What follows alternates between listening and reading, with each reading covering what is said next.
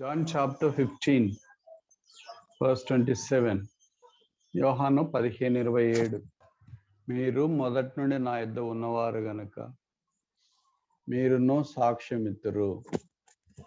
మీరు మొదటి నుండి నా యొద్ద ఉన్నవారు గనుక మీరును సాక్ష్యమిత్తురు. Okay. John chapter 15 is one of the classic exposition Jesus has made before his departure from this world. It talks about our relationship with Jesus Christ.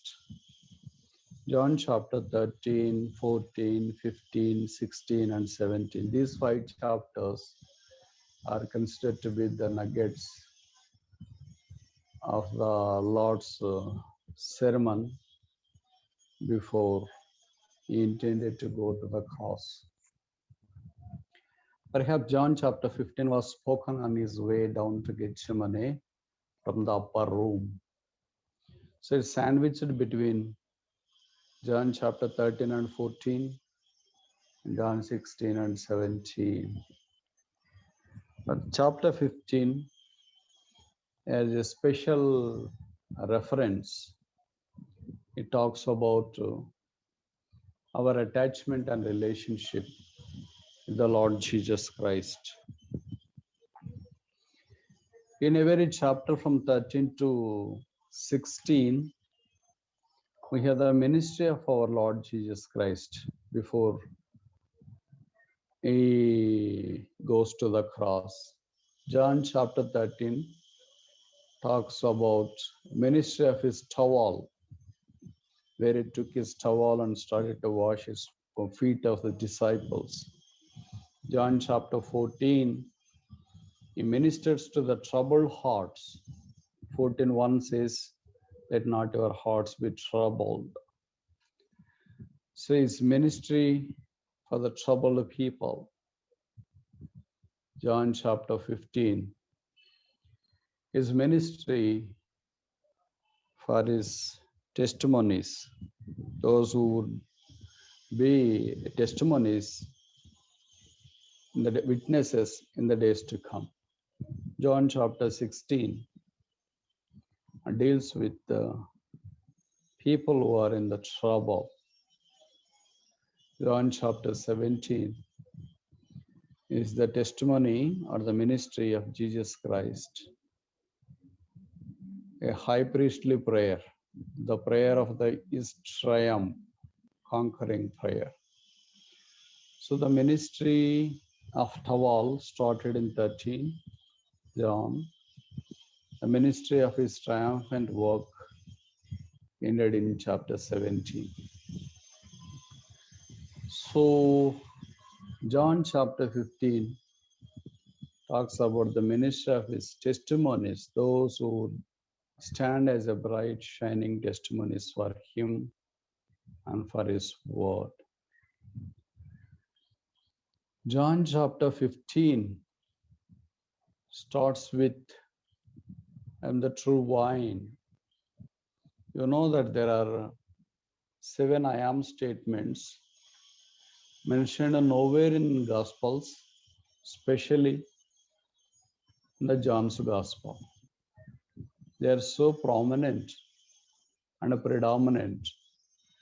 And the first I am statement is, I am the bread of the life, John 6:35. And the last I am statement in John chapter 15 verse 1. I am the true vine. So in this last statement of I am, he brings out the relationship between the true vine and the branches. There are at least 3 vines that are mentioned in the scriptures. When he talks about the true vine, it indicates that there are also some false or counterfeit vines. This true vine is always Jesus Christ. The vine usually talks about people of Israel. You have three types of wines, as I mentioned earlier. The first one is mentioned in Psalm 80, verse 8 and 9. Psalm 80, verse 8 and 9.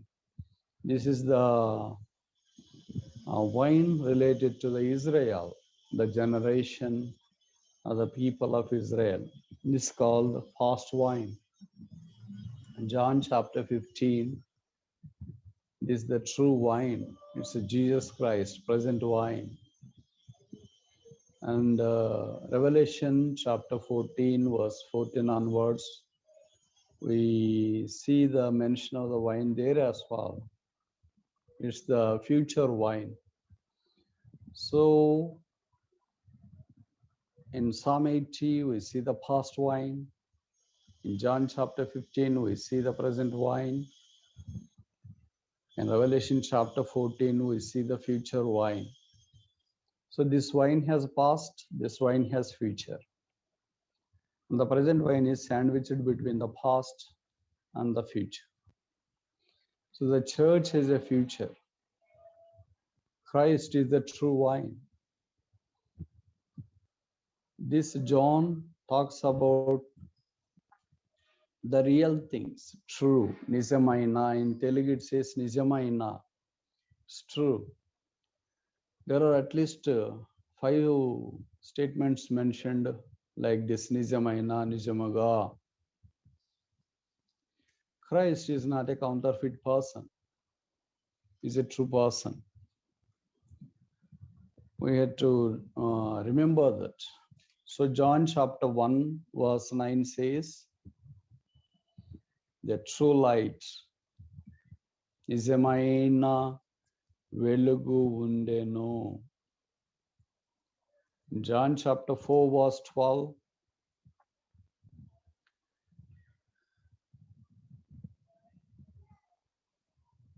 Verse 42, John 4:42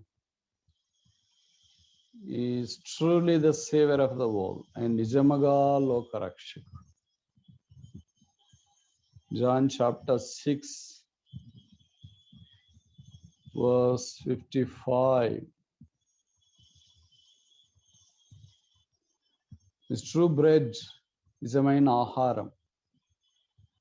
And 55 last part, Nijamaina Panam, true drink. And finally, John chapter 15 verse 1 is true wine, Nijamaina. So we have seen 5 true things in relation to Jesus Christ gleaned from the Gospel of John. Number 1 is the true light, other than Nijamaina Velugu. Number 2 is the true Savior and Nijamaina Rakshakudu. Number 3 is the true bread and Nijamaina Aharamu. Number 4 is the true drink, Nijamaina Panamu. And the Akardi is true wine. He says when true light, there should be a counterfeit light. And he talks about true savior. There should be some so-called saviors who made their self-proclamation. And the same is the case with true bread and true water. True bread means there may be some counterfeit bread offered to quench the hunger of the people, but it doesn't satisfy the hunger of the people. That's the reason as to why Jesus said, I am the true bread. He that eateth me and drinketh of me shall never thirst. And Yesu Christu Prabhu in Nijamaina.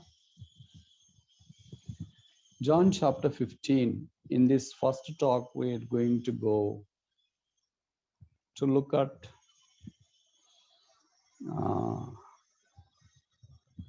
the profile of John chapter 15. There are 3 types of branches mentioned in verse 2. John chapter 15, verse 2. the fruitful bough, every branch that beareth the fruit. Falinchu pratitiga. Number 2, every branch that doesn't bring it forth fruit. Falimpani pratitiga. Number 3, Panikarani tiga, useless branch. A branch that has no fruit. So 3 రకాలైన తీగలు, ఫలించు తీగ, ఫలింపని తీగ, పనికిరాని తీగలు. ఈ తీగలు మనమే అని వాక్యం జ్ఞాపం చేస్తుంది. సో ముందుకు వెళ్ళక మునుపు 4వ anniversary సందర్భాన, in the occasion of this 4th anniversary, to which class we belong? ఈ 3 గుంపుల్లో మనం దేనికి సంబంధించిన వారు? Are we the fruitful branches? Are fruitless branches? Are useless branches? See, the irony is they are all branches, which means they have attachment and relationship with the true vine. అన్ని తీగలు అంటే దాని అర్థం ఏంటంటే అవి ద్రాక్షవల్లికి అంట కట్టుకుని ఉన్నాయి, బయట నుండి వచ్చింది కాదు. It has nothing to do from out side. All have a relation with the true wine.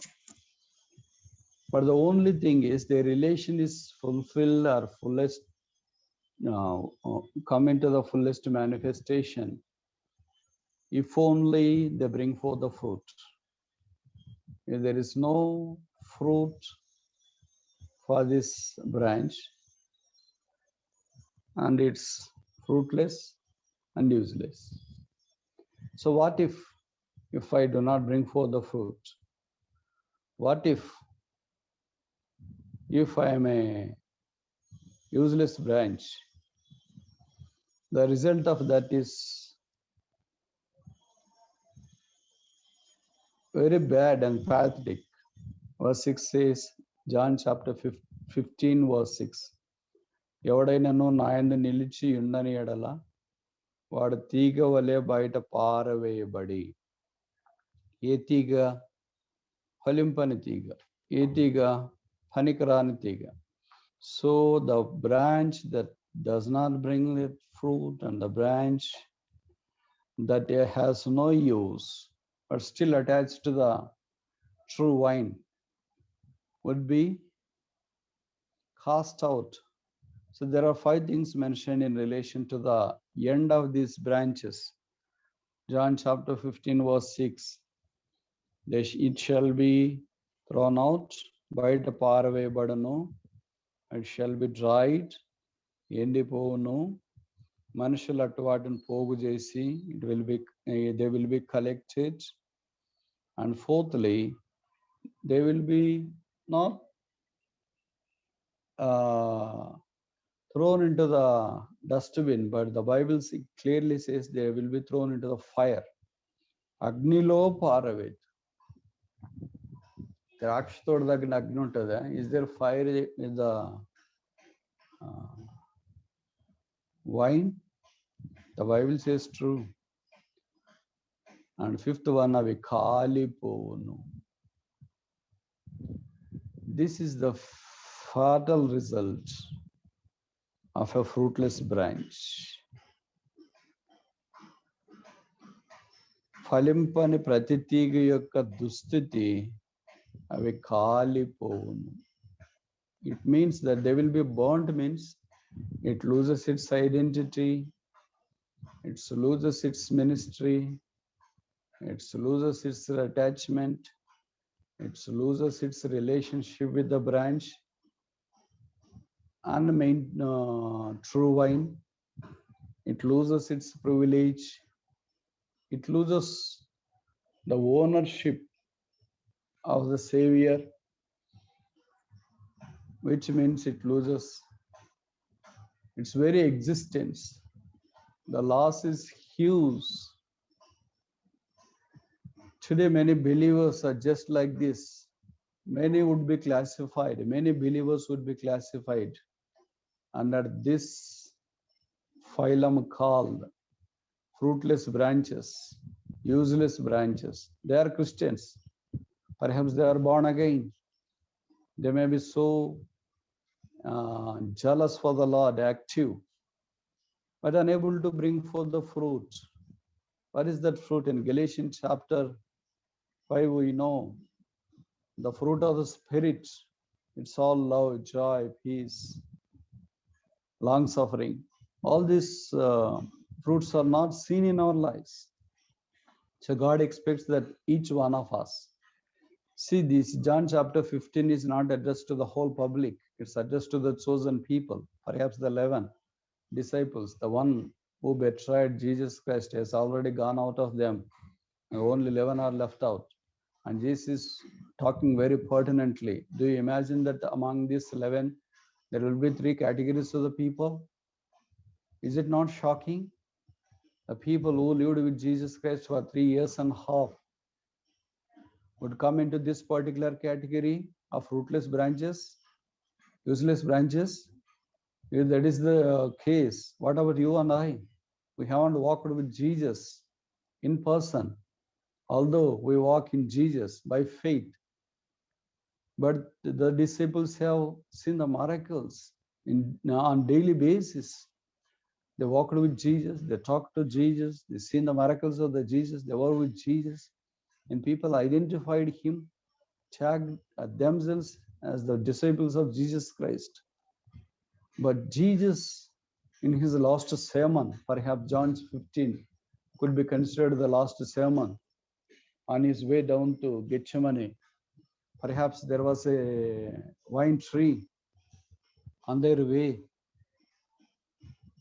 so beautifully placed. And Jesus was willing to draw that picture into the minds of the disciples to present the last message, the farewell message unto his people. It's so pertinent, it's so penetrating, it's so powerful, it's so personal, it's so persistent. We have no escape because we are chosen. The Bible says in John chapter 15, verse 16, you are not chosen me, but I have chosen you. It's the choice of Jesus Christ that fell upon us. Each choice is no bad. Each choice is no accidental. Each choice is appointed. He has chosen us before the world began. That's what the theme verse says.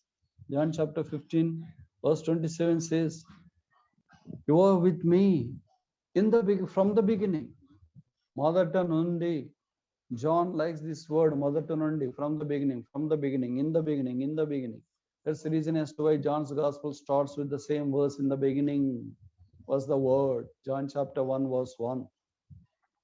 He's more interested about the beginning things. That's the reason as to why he mentions the first miracle Jesus performed in John chapter 2, converting the water into the wine. And the Bible says it's the first miracle Jesus performed on the wedding.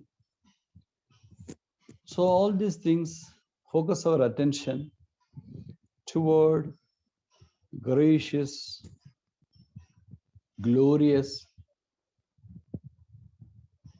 ministry of our Jesus Christ.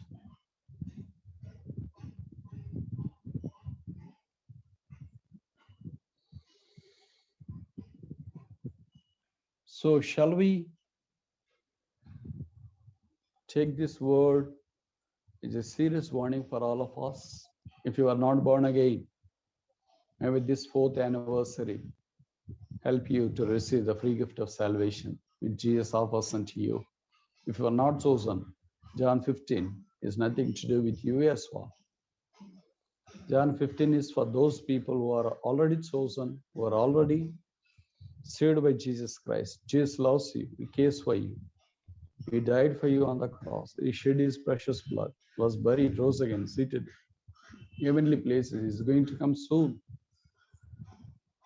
He's the great Savior the world offers. He offers the free gift of salvation for all of us.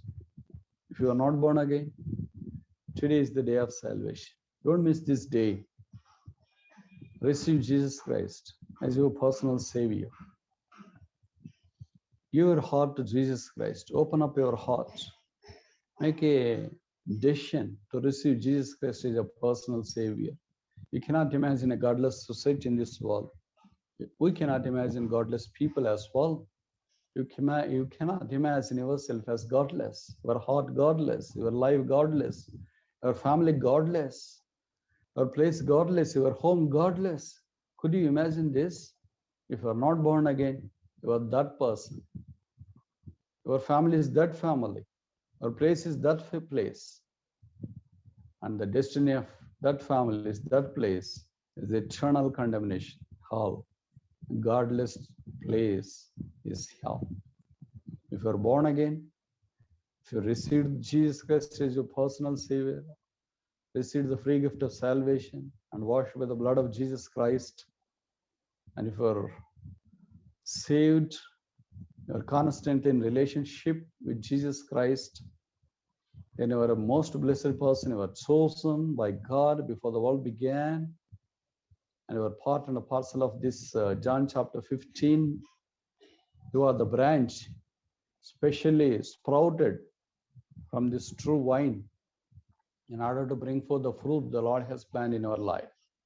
We praise God. We welcome you into this great vine, which is the universal church of Jesus Christ.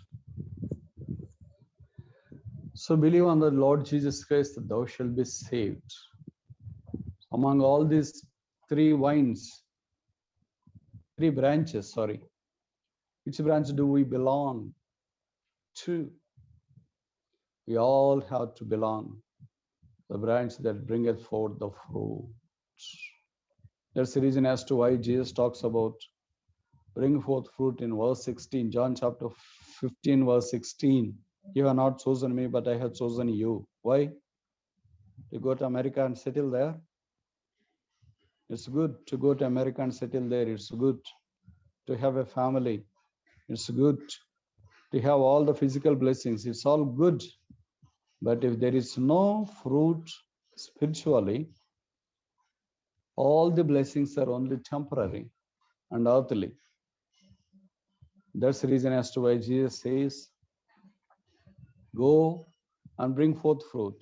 మీరు వెళ్ళి ఫలించుటకు మీ ఫలము నిల్చున్నటకు నేను మిమ్మల్ని ఏర్పరచుకుంటే go. We praise God, you have gone there. God expects every one of us to scatter, to go and bring forth fruit. It doesn't say that go and be ideal. It doesn't say that go and satisfy yourself. It doesn't say go and sin. It doesn't say that go and be gratified by fulfilling all your desires, earthly pleasures, earthly comforts, earthly things. But the Bible clearly says, go and be fruitful. And your fruit shall also endure. It's not a fruit that can just meet your thirst or hunger. It shall also meet the hunger and the need of the other people. Enduring fruit. That's what Jesus expects from all of us. That's the reason as to why we are all called to be Lord's witnesses. If only we bear the fruit, then only we can consider ourselves as witnesses. A fruit-bearing tree can be witness-giving tree. The branch is not bearing the fruit. It can never bear the witness under the true vine, Jesus Christ. There are just 5 things mentioned in relation to our privileges attached to Jesus Christ. I would like to highlight them in this first session. John chapter 15, verse 5. First one. John 15, verse 5. మొదటిది యోహాను 15:5. ద్రాక్షవల్లి నేను, తీగలు మీరు. మీరు, underline this word. Ye are branches. Ye are. What are ye? Ye are branches. This is the highest privilege for all of us. Where branches means we have a relationship, we have attachment with Jesus Christ, who is the true vine. If we are not branches, we can never have a relationship with Jesus Christ. We praise God. We have this relationship with God because we are branches. And what sort of branches we are? We should bring forth fruit unto the Lord. That's the purpose of the branch. The purpose of the branch is not fulfilled. The position of the branch is nullified. We are positioned in Christ in order to bring forth the purpose of Jesus Christ in our lives. So the number one privilege is John chapter 15 verse 5, your branches made thigalu. Number 2, verse 8, John chapter 15 verse 8. మీరు బహుగా ఫలించటం వలన నా తండ్రి మహిమపరచబడును. ఇందువల్ల మీరు నా శిష్యులు. You are my disciples. If we become his branches, then you are my disciples. I am శిష్యులు. None of us would ever belong to the discipleship of anybody in this world. We have only one master called Jesus Christ. We are all his disciples. The greatest privilege and the title the Lord gave to his followers is disciple of Jesus Christ. A person who has brought into the discipline. A person who has no discipline can never be called as a disciple. We're all disciples. Disciples in the sense means that we have come into the discipline of the cross of Jesus Christ, and discipline of the Holy Spirit, discipline ordained by the word of God, discipline manifested by the delegated authority in the local church. If we haven't brought into the discipline of all these domains and realms of our lives, we can never be considered as the disciples. You may be a believer, but not a disciple. You may be a faithful witness unto the Lord, but not a disciple. All cannot be disciples. There are so many people. The Bible says in the beginning, Jesus has 70 disciples, but in the latter in John chapter 15, we see only 11. What happened to all the rest of the people? They have forsaken him and gone away into this world. They started to be disciplined, but they haven't continued perpetually until the end.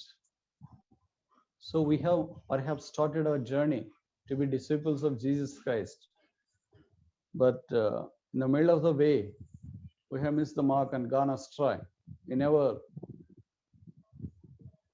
felt like following Jesus Christ in this path of the cross.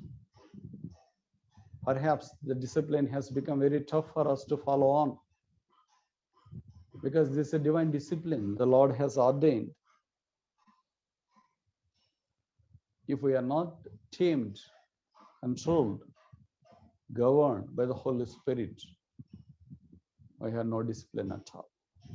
So on this 4th anniversary, I would like to highlight the discipline in the life, in individual life, discipline in the family, discipline in the local church. Brothers and sisters, if you are not self-disciplined, remember that God can never use you. This very harsh statement, hard statement, but it's true statement. Never in the Bible you see any indisciplined person being mightily used by the gods. No, not in the Bible, not even in the present world too. The people whom God has used mightily in this world are fully disciplined by God and his Holy Spirit. So have a self-discipline. Nobody should say that don't do this, don't do that, don't wear this, don't put on that, don't go here and there.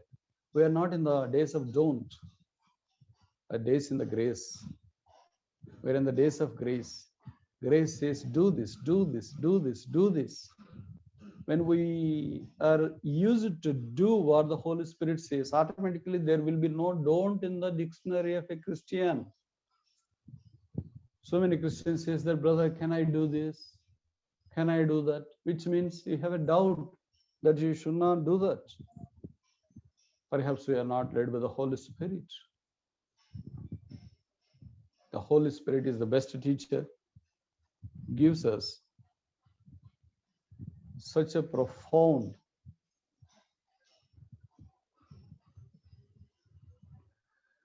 and a glorious truth in our Christian walk. So the 5 privileges mentioned in the John 15, I started to glean from John 15. John 15 verse 5 has one first privilege, here branches. John 15 verse 8 is second privilege, here the disciples. And third one, John 15 verse 14. నేను మీకు ఆజ్ఞాపించిన వాటిని చేసిన యెడల మీరు నా స్నేహితులైందురు. You are my friends. ER. Note this point. ER, which means the branches, the chosen people, the saved people, the people who have a relationship with the Jesus Christ on daily basis. It's not a monthly basis. It's not a yearly basis like anniversaries, 4th anniversary, 5th anniversary, 3rd anniversary. No. It's a daily basis attachment and relationship with the God will help us to come into the friendship of Jesus Christ. Jesus, the best friend the world has ever seen. There are so many friends. You may say that I have so many friends. Jesus called all his disciples as his friends. Right?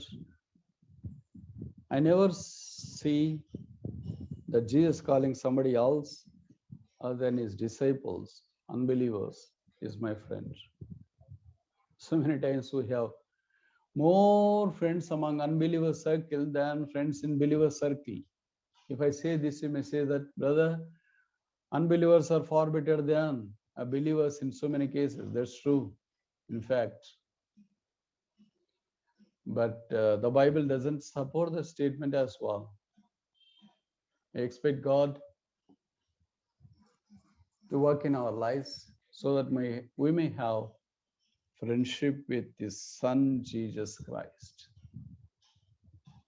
Jonathan has friendship with David, and we need to have friendship with Jesus Christ as well. Personally, Jesus has called only one person as my disciple. He never called anybody my disciple other than that single person. Although John 15 says, "Here my disciples," this is all a collective name given to the rest of the 11 disciples. Do you know whom Jesus called my friend? And Judas Iscariot, who betrayed him. None of the people of this world, Jesus ever addressed the "Here my friends." No. So many times we believers use this word very loosely. You see everybody who comes on the way. Tea తాగటానికి కనబడే వాళ్ళందరూ నా friends. Is my friend, she is my friend, is my friend, she is. How can they be friends? A friend is a person who mixes up with your heart, ideas, objectives, way of living, priorities. Now you can, a non-Christian, how can you be a friend? Your priorities are different and his priorities are different. Your zeal is different, his zeal is different. Your objective is different and his objective is different. Your prime importance is different and his prime importance is different. But it's so sad that so many believers have friendship with so many unbelievers. A friend is one who walks in when the whole world walks out. You know that there was a competition held in Bombay long ago to give a definite definition for a true friend. You know, the prize-winning definition was this: a friend is one who walks in when the whole world walks out. Do you see such a friend in our lives? A friend who walks in when the whole world walks out. The friends we have seen when the whole world walks in, but not the whole world walks out. The whole world walks out. Remember that our friend is also walked out of the world, and there is no way that he can come back to us when the world is walked out of us. We have many selfish friends. We have many use and throw friends. We have many temporary friends. Christ is our true friend. That's the reason as to why we have a song in English saying that what a friend we have in Jesus. A true friend with whom we can unravel all our heart, with whom we can unbox all our hard things. A true friend with whom we can share all our feelings, all our objectives, all our motives. And so many times our other friends in this world may listen and go away doing nothing. So many friends may come some way to help us. But the friend of Jesus Christ will never leave us out. His friend forever and ever. He's a friend at the time of tribulation, troubles, turmoil, tranquility, name it any situation. Christ is a true friend. And he shares his friendship with us. Although we are not faithful people, although we are not good people, but the Bible says Jesus would like to be friend with us. Fourth privilege we have, John chapter 15, verse 19. You are not of this world. You are not of this world. This is also greatest privilege for us. We do not belong to this world anyway, especially in a spiritual realm. As far as the physical realm is concerned, we are born in this world, we are walking in this world, we are settled in this world, we work for this world. So many times we earn from this world. We live in this world, we pray for this world, we love this world as well. But we are not of this world. We do not belong to this world. Our citizenship is in heaven. The Bible says in Philippians chapter 3, we are on the lookout for that heaven. We are on the lookout for our glorious Christ who is going to descend for all of us someday or other. We are going to be with him. That's our greatest privilege. We do belong to a different world, the world where Christ is enthroned, a supreme sovereign lamb that was slain before the foundations of the world. That's our greatest privilege. Yet there is no sin, yet there is no calamity, where there is no COVID-19 pandemic, where there is no sanitizer, where there is no masks, where there is no social distance is needed, where there is no selfishness. We praise God. We belong to such a glorious kingdom. And fifthly and finally, John chapter 15, verse 27.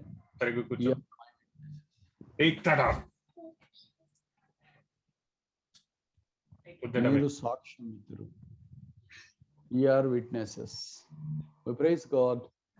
We are his witnesses. This is the highest privilege. The commentary of this, the exposition of this, the unleashing of this particular verse is mentioned in Acts chapter 1, verse 8. Jesus said, God will be my witnesses. We are not sakshalayanduru. This is highest privilege. So we consider the rest of the things in the next session, perhaps tomorrow, God willing. But in this session, we have seen the outlines of John chapter 15. 5 privileges the Lord has bestowed upon a saved person. Number 1, your branches. Number 2, your disciples. Number 3, your friends. Number 4, you are not of this world. Number 5, you are witnesses. May the Lord enable us to continue in these 5 privileges and be blessing for others and for us as well, and edification to the church and a glory to God. Praise the Lord. God bless this word. Praise the Lord, brother. Praise God, Anand. Can you also close with a word of prayer and also give the benediction? Okay, brother. Loving, gracious Heavenly Father, in the whole mighty, holy, wonder-working name of Lord and Savior Jesus Christ, we thank and praise thee for the grace bestowed upon us to be found alive, the land of the living. It's all the grace that enabled us. Thank you, Lord, for sending forth thy Son for us, who in the fullness of time went on to the cross to take out, to carry all our sin, and who was wounded, bruised for us on the cross, who shed his precious blood, died, buried, rose again, seated in heavenly places. We thank and praise thee. As a glorious sacrifice Jesus has made on our behalf on the cross. Thank you, Lord, for the gift of salvation that thou hast rendered unto us because of the finished work. And we praise thee, those who have received thee as a personal Savior. We also pray for those who have not received as a personal Savior, maybe this 4th anniversary meetings. for Bethany Prayer House and the fellowship may bring forth such a torrential blessings in their lives. They may be a blessed person for themselves and the family, the whole society and the whole church as well. Thank and praise thee for the believers as well, and those who have continued their attachment and relationship with the true vine, Jesus Christ, may bring forth a fruit acceptable unto thee, 30, 60, and 100-fold as we progress in our lives. Thank you, Lord, this 4th anniversary granted unto us to celebrate around the person of Jesus Christ around the world. What a great joy it's for us to celebrate the very person, Jesus Christ, who died for us, and his precepts, the word of God given in our own languages. Thank you for those who could join in this online program in spite of their hectic schedule.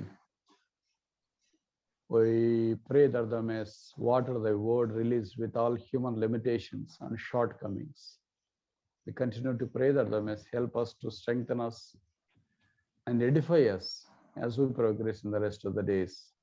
We bring ourselves into the sprinkling of the everlasting covenant precious blood. Clean us, wash us, purge us, prepare us as a true pilgrims and true branches for the days ahead of us. Those who are in need, we pray that they must help them. Those who have immigration problems, we pray that they must clear them. Those who have on the lookout for the jobs, we pray that they must help them to get jobs.